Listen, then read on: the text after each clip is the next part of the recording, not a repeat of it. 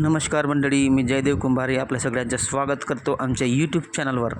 आणि आज मला एक नवीन माहिती पुन्हा मिळालेली आहे की ज्याप्रमाणे बाकीच्या लाभार्थ्यांना म्हणजे जे दिव्यांग नाहीत त्यांना DBT पोर्टलवरून त्यांची पेन्शन मिळते, तशाच प्रकारे आता नवीन माहिती अशी आहे की सगळ्या दिव्यांग लाभार्थ्यांचे नावं आता DBT पोर्टलवर चढवणे सुरू झालेलं आहे.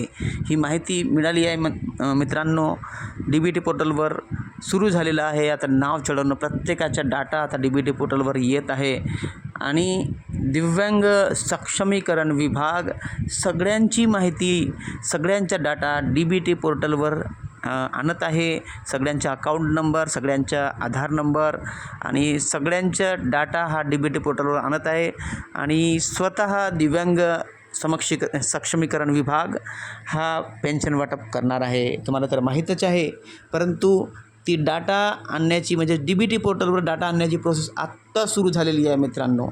आतापर्यंत फक्त सामाजिक न्याय विभागातून दिव्यांग विभागाकडे डाटा गेला, पण आता दिव्यांग विभागाचे जे DBT पोर्टल आहे त्यावर सगळ्यांचे नावं चढवणं सुरू झालेलं आहे. म्हणजेच लवकरात लवकर तुमची पेन्शन येणार आहे.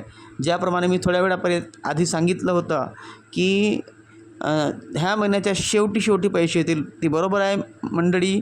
कारण पहा, DBT पोर्टलवर नाव चढवायला पण काही दिवस लागतात, लगेच होत नाही. म्हणून प्रत्येकाच्या एका लाभार्थ्यांची नावं, त्यांचा डाटा, अकाउंट नंबर, आधार कार्ड त्या DBT पोर्टलवर चढवलं जात आहे. म्हणजेच ज्याप्रमाणे बाकीच्या लाभार्थ्यांच्या जे मानधन त्यांना मिळते 1500 रुपये, तशाच प्रकारे सेम गोष्ट आता याच्यामध्ये पण होणार आहे.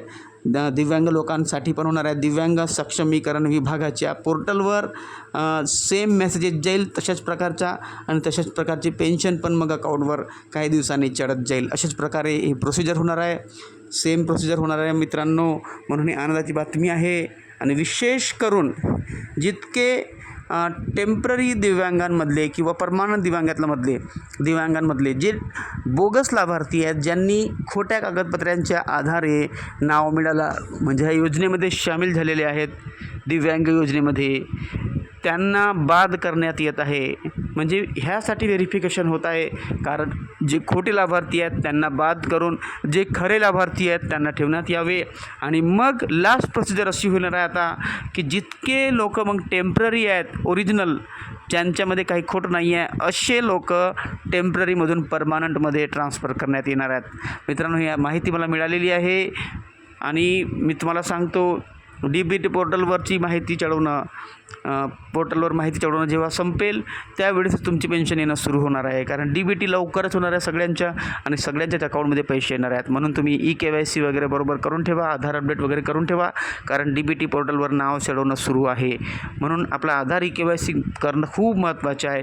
आणि रजिस्ट्रेशन केलं असेल त्यामध्ये पण आपल्या पोर्टलवर EKYC करून घ्या लवकरात लवकर. Thank you for joining with me. Subscribe करा आमच्या चॅनलला, लाईक करा, हाईप करा आणि कॉमेंट करा. थँक्यू.